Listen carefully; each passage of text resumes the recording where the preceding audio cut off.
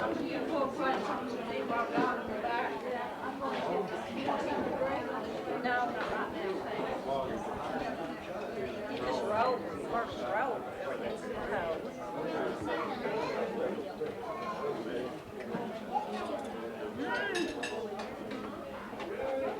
Don't got my picture here. My cake. You got my big tummy on it, Doc. Yeah, I did.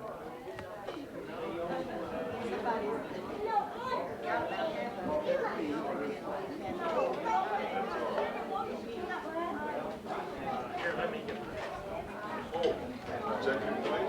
No.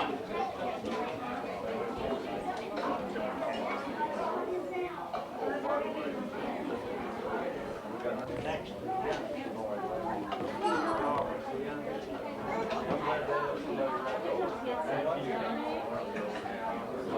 Thank you. Y'all want me out there? Tell me. Did you find a place?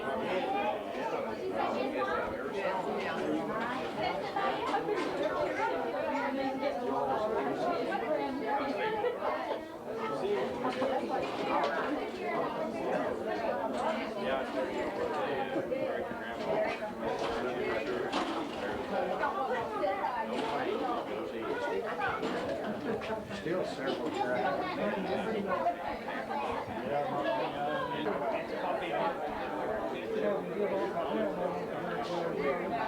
Just get your whistle.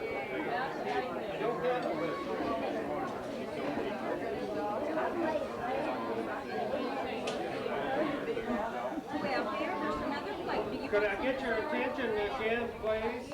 Let's, because it's kind of hard to hear in here with everyone talking. So you're on, Fred. Okay. I'm going to try to keep this as brief as I can, yet tell you as much as I possibly can. Many of you may have or may not have heard of a gentleman by the name of John Hawkins Napier. He lives in Raymer, Alabama. Give you a little bit of history on him. Those of you who know that you're descended from Cyrus, Cyrus' father was Ashford, and Ashford had a brother by the name of John Staples, and that's who John Hawkins Napier is descended from, is Ashford's brother, John Staples. Okay, he's a retired colonel from the Air Force, and he had a degree in history, taught history at Auburn University, and he became interested in Napier genealogy primarily through the information that he'd gotten from Fred Shelton. He met Fred Shelton in Washington, D.C. and talked to him personally, and this got him started on trying to trace back the history of the Napier family. He hired a professional genealogist to go to Scotland and England to see what he could find out about the family. This individual came back and gave him enough information, but not everything that he wanted. Consequently, he went over himself, and he was able to find out and tie your family history back to the year 245 A.D. Now, if any of you are interested in having this information firsthand, he has written a book that's called Patrick Napier, His Ancestors and Some of His Descendants. And as far as we're concerned here, he brings the book from 245 A.D. up to Ashford Napier, who was Cyrus's father. From there on, it's your responsibility to fill in the blanks that your individual family is dependent on. He still has some copies of that book. I believe last time I talked to him, he said he had about 30 copies left. He does not plan to publish it again. For anyone who's interested in getting the book, its cost is $40. Some people think that's steep as all get out, and it may well be. Virginia's got the book, and I don't think she'd let you have it for $40,000. No, it's priceless. I have one of them. Oh, you have one Yeah, they're too? very interesting. Very interesting book. Very informative. Okay, to give you a brief thing of what the book does, for those of you who are descended and are Napiers, stand tall, stand proud. Because from the year 245 AD into approximately 1200 AD, you are descended from the kings and queens of Ireland and Scotland. From approximately 1200 AD on, your family heritage is rich. It's got people in there who played major roles in development of Scotland as far as it becoming a nation and then becoming part of England. Although it wasn't their plan that it would be part of England, they wanted it to be an independent country forever.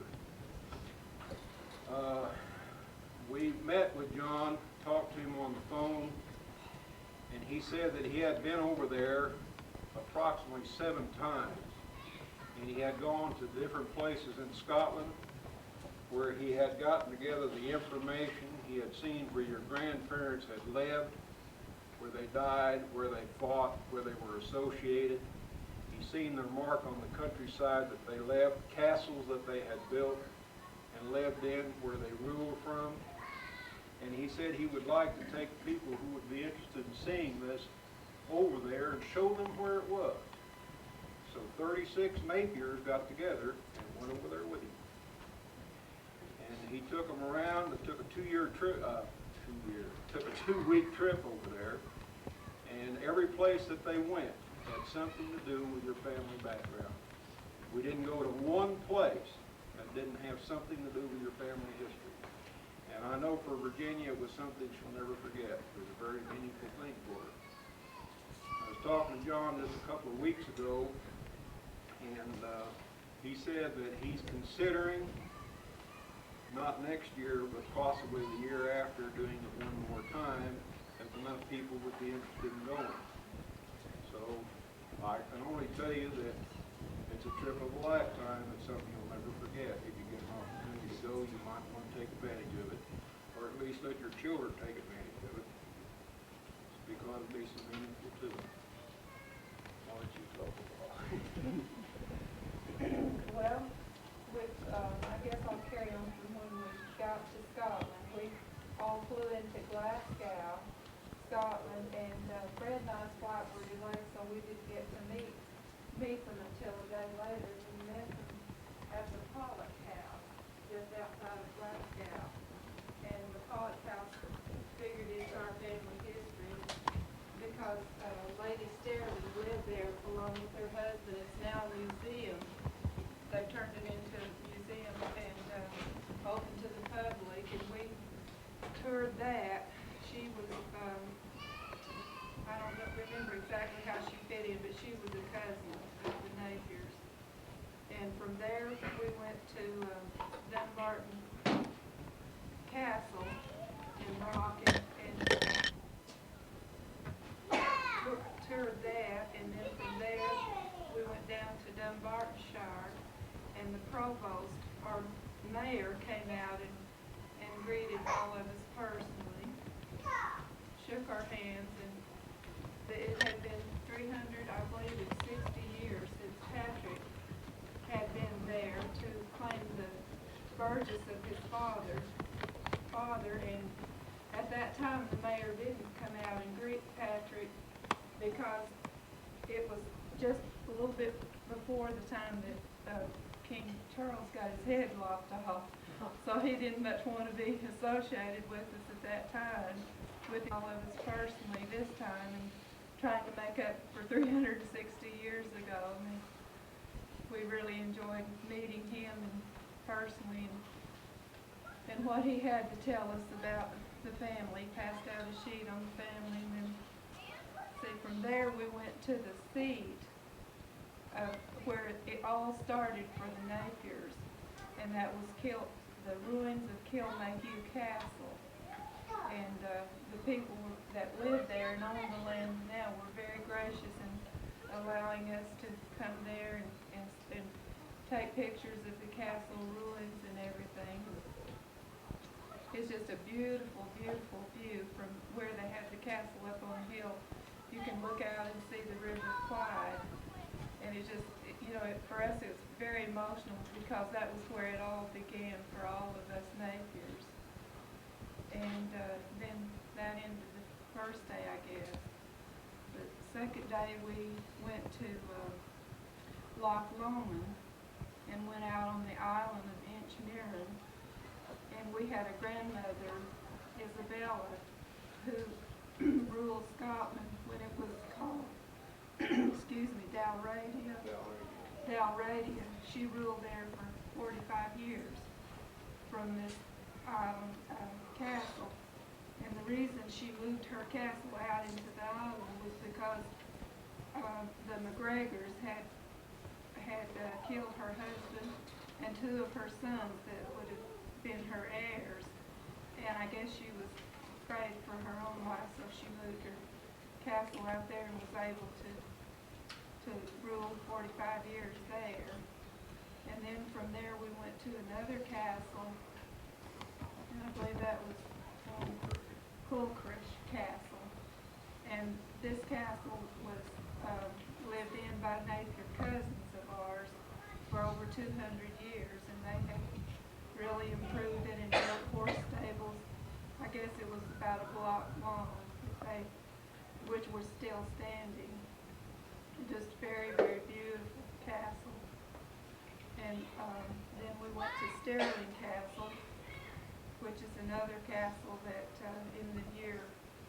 around the year 1000 or before, was another grandfather of ours called Malcolm ruled there. I'm not sure how many years he ruled from that castle. About 20. Probably about 20, and then from there he moved on to Edinburgh and was in Edinburgh Castle. His first wife's name was Agrippa, and that's who we are descended from. And his second wife was Margaret, and she was made a saint, Saint Margaret, and she was a very beloved queen. Her people really loved her. We toured Edinburgh Castle. Was it that day or the next day? The next day. What you forgot to tell them was that this Malcolm of Canmore is what he was called. And you're descended from like you said, he and his first wife, Agrippa. But the second wife, Margaret, Queen Elizabeth, is descended from her. So all of you Napiers share a common grandfather with Queen Elizabeth.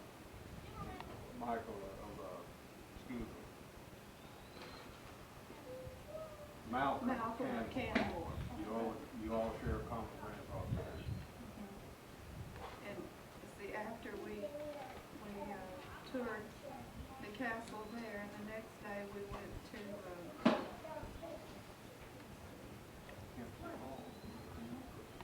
no, we had done business at Kempsey Hall.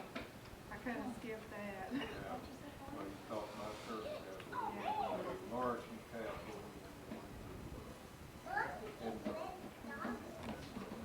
and then the next day after that we went to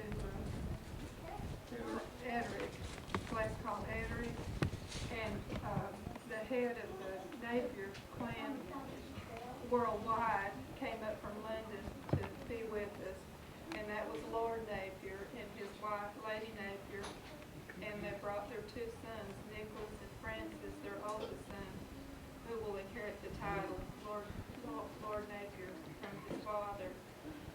And he is private secretary to Princess Margaret. So we attended church services with them and were introduced to he and his wife, and spent probably a couple hours with them. And then the next day, Nicholas was with us at Napier University, the faculty, and the president, and all arranged for us to have a tour of the university. They had renamed Edinburgh University to Napier University in honor of our family. The main one being that, I guess, was for John Napier, who was the inventor of logarithms. And he was born at the castle there that's now part of Napier University.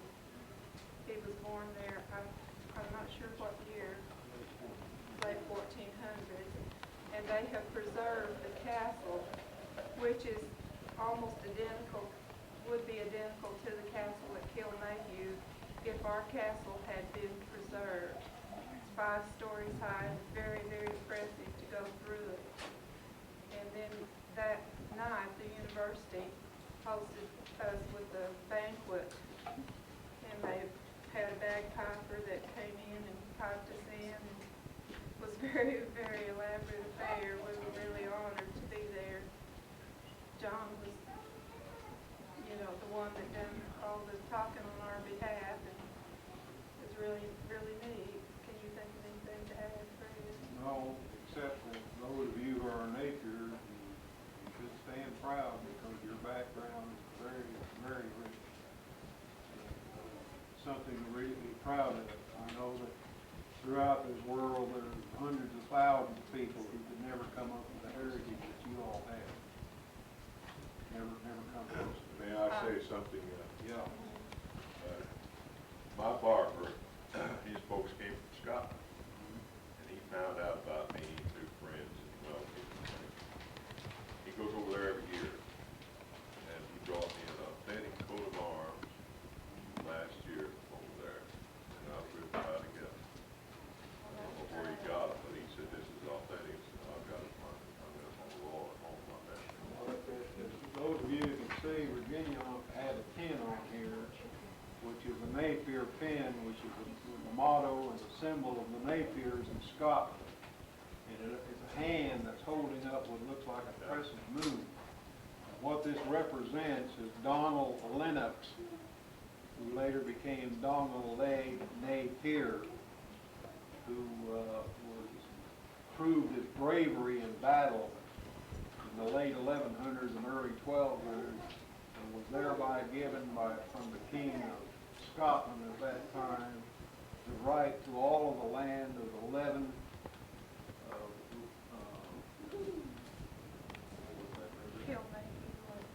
land of Kilmayhew and all the land that surrounds the Lake Loch Lomond.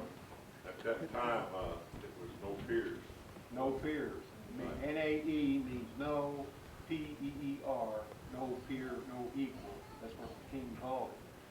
And your all ancestry went by that name for 4 generations, and then it got changed in the spelling to what it is today, Napier. But our name was Lennox before that battle.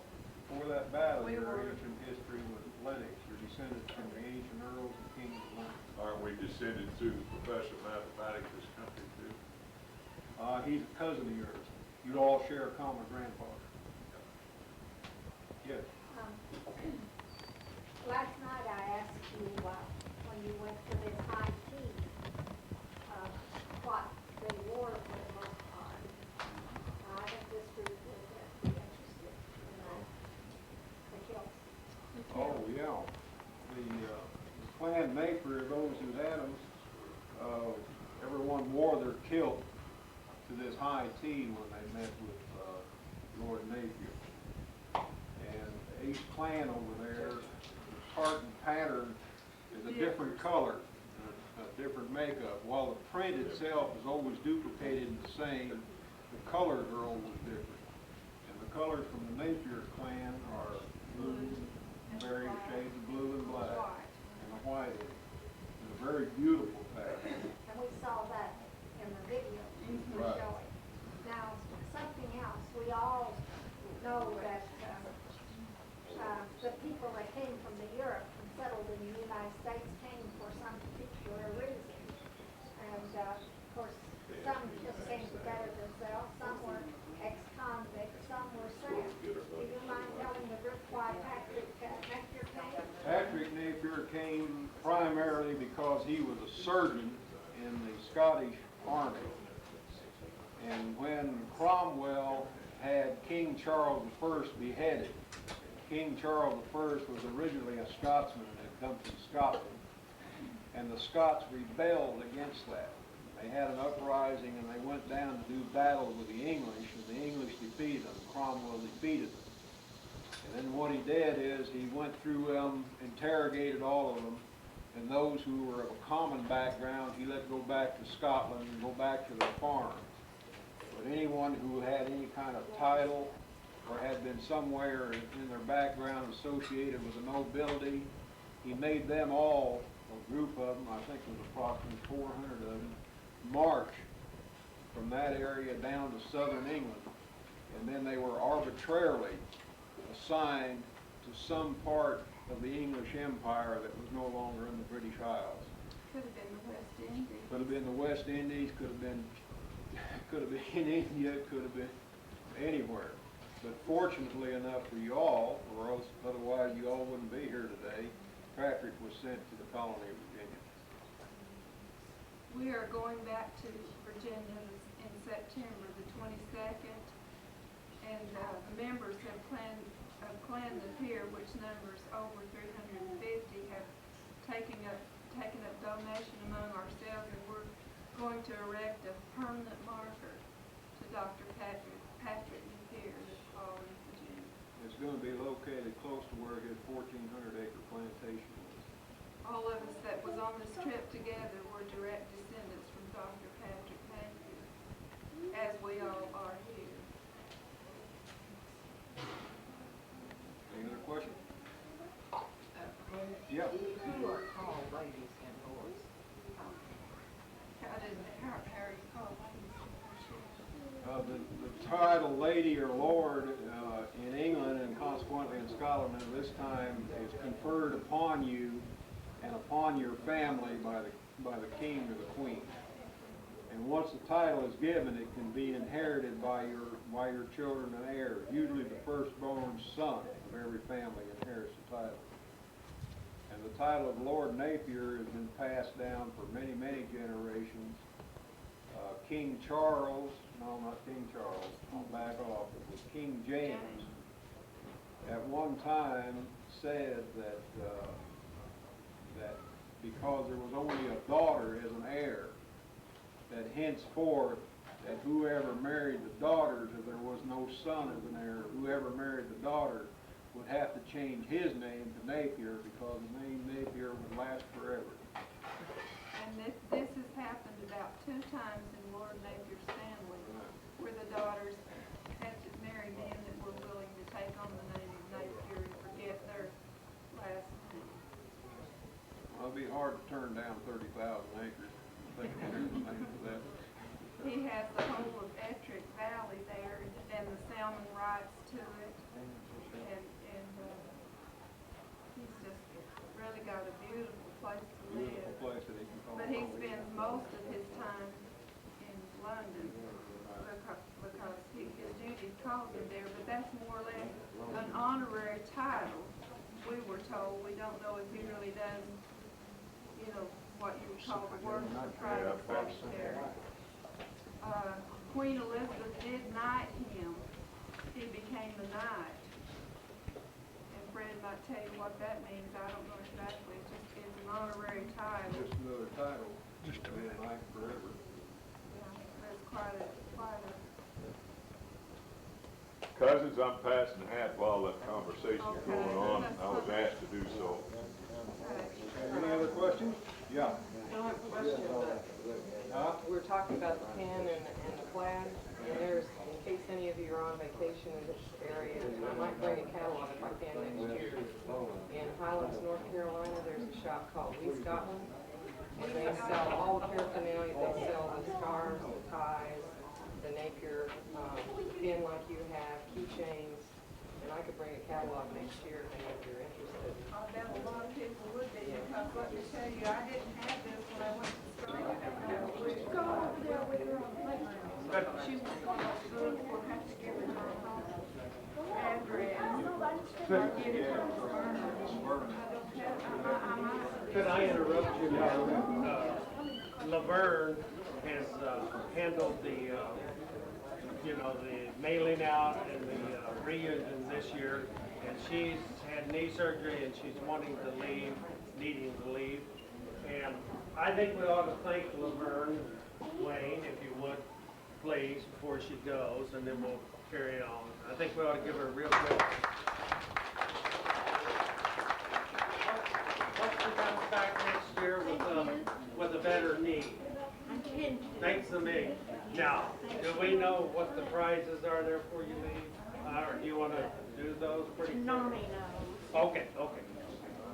Now, I didn't want to interrupt you. She was- Anyone else got any questions of Virginia or Fred? Yeah. If not, we're going to go into, yeah.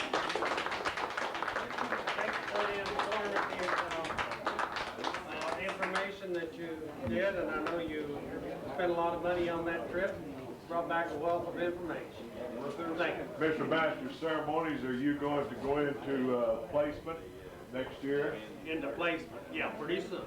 May I make a recommendation? Yes. I tell you what happened. We all got together, and the last one here that we got. You have no protection, you have to do it. I said, Herman, why'd you do that since Herman told me to? I think he just now said that. Don't overstep your ground over there, Norman. Myrtle is it. Now, let me say something about this year. I've tried to count all the people over there, and if you don't have your name on there, get it on there quick, because the count right now stands at about 61. More or less. I don't know where all the kids' names got on there or not, but it's somewhere over 60. So it's going to give you something to shoot for. Oh, nobody has told me what I'm supposed to do. You're as the chairman, you're supposed to take the money, all the list, all the paperwork, and next year send out the, you'll have money for your stamps and envelopes, and hang on to the, And do you do the talking? no, not next year. I'm only done it for Laverne this year, but the end. So, When you get it, you want to go to all for it?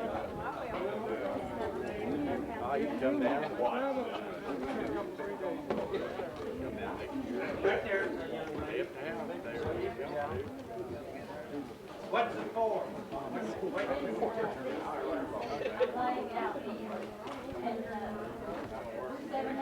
How many prizes you got on it?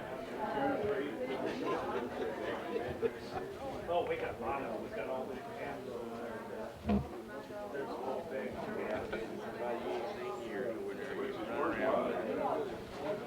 That's just. Yeah, come up and take it. What she's gonna do on these names is calling, the prizes are all gonna be laid up there. Your name's called, you can pick up the prize. Who's gonna win? Breakfast.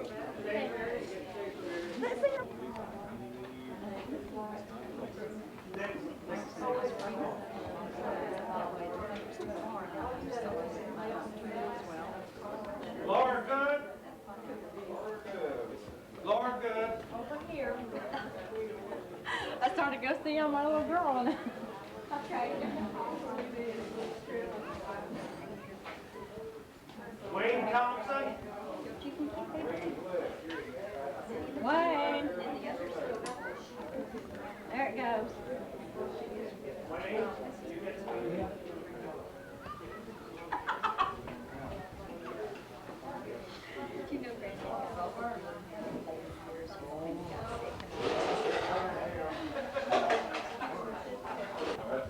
Lola.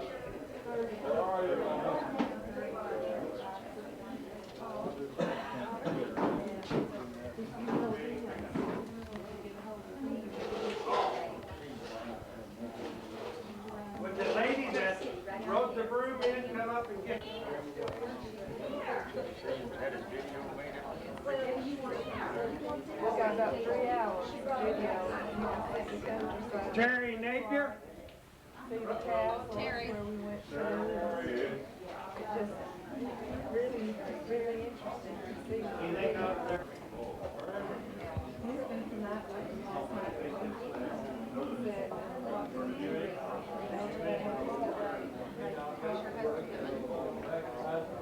Thank you for Laverne. Maxine Napier?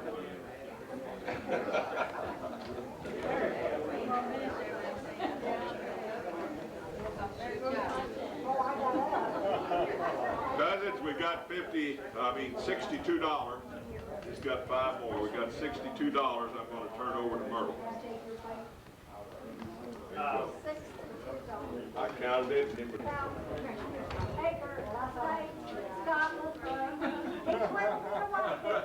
And therefore we cannot claim a share. Next drawing, Lee got One of our relatives that's fantastic. next one is Marion Ellis. Marion Ellis? Yeah, where'd Marion go?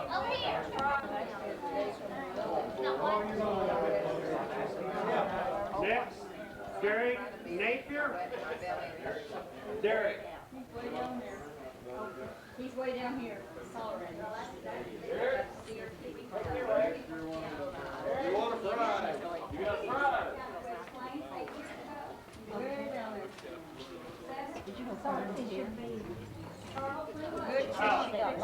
Well, he's getting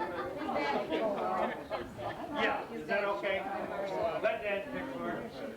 Before I forget it, some of these prizes were donated, and I think we ought to thank everyone that brought some of the prizes. Who was it that provided the hats? There was several of those. Let's thank them for the prizes. The gentleman over here provided the hats.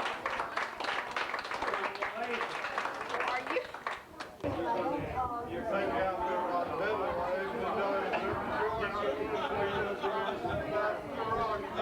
I'm going to be in trouble. Norman? I can do that. I'm on schedule. Working about 3:30.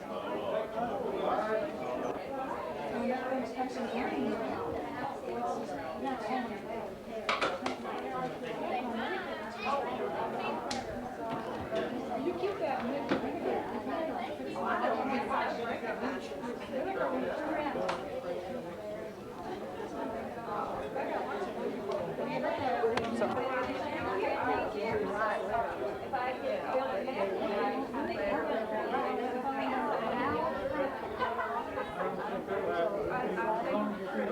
Right, that's what they say it is. Yeah, I think I'd better go and we'll see you all next year. We didn't get. Yeah, you still live in Jefferson City. Unless you want to talk. Norman, you find your way home now?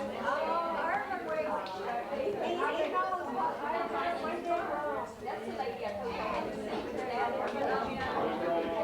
Hang on that little map and that letter. We made it correct.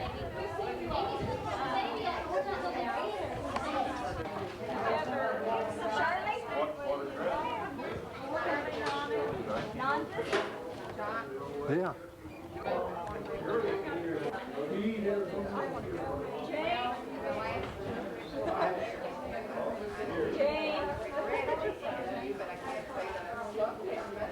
Shirley, would you turn yourself around? I want to take you guys pictures behind there too. Over on the table.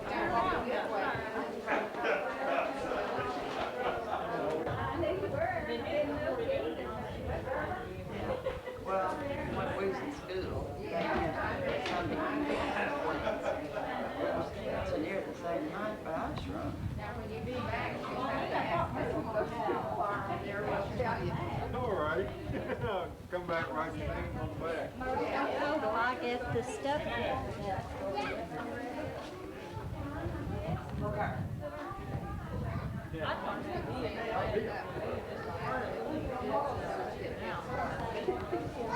She always makes me think charge. I always think she'll charge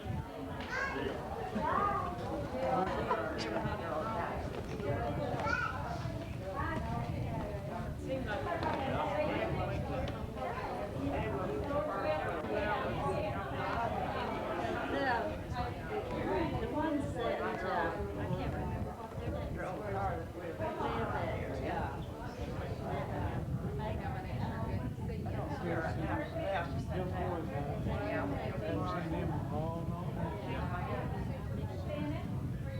Where'd you guys leave them?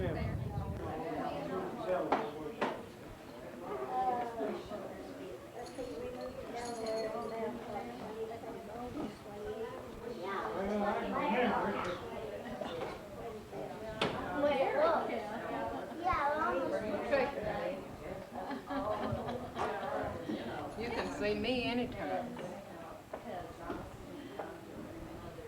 Uncle Todd, I'm at Mackey. That dog over there almost looks like a day cat because it has white and black spots. Day cow.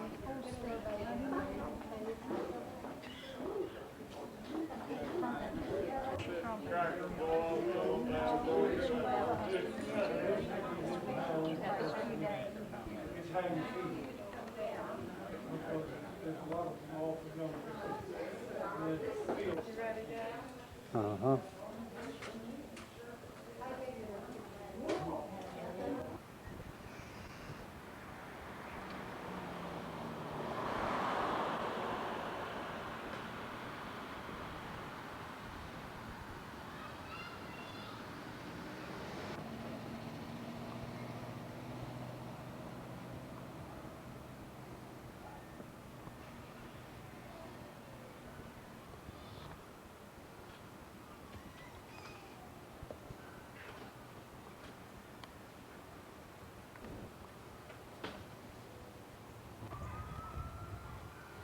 I don't know if the pillar is going to show up there or not.